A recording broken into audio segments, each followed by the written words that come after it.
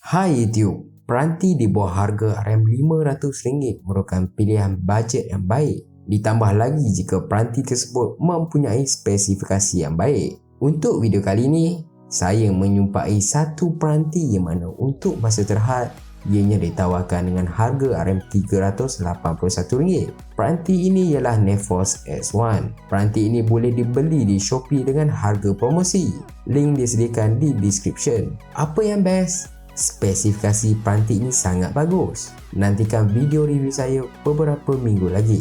Untuk video kali ini, saya akan unboxing Neffos X1.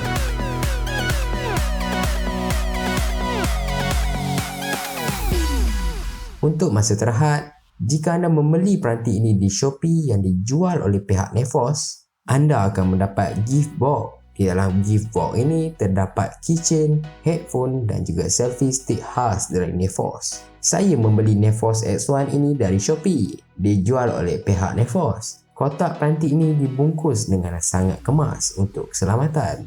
Kotak Neffos X1 ini nampak besar dan kemas. Tertanya-tanya, apa yang ada di dalam kotak ini? Di belakang kotak ini terdapat spesifikasi ringkas. Peranti ini mempunyai desain yang menarik, menggunakan Hilo P10, kamera sensor dari Sony, kaca 2.5D, fingerprint yang pantas dan butang senyap. Di dalam kotak ini terdapat peranti Neffos X1 dan di sebelahnya earphone. Sebelum kita tengok di dalamnya, di atas kotak ini terdapat satu poket yang tertulis Hi. Di dalam poket ini terdapat kad ucapan dari Neffos dan screen protector. Agak menarik cara ini. Di bahagian kanan, anda boleh membuka kotak untuk melihatnya.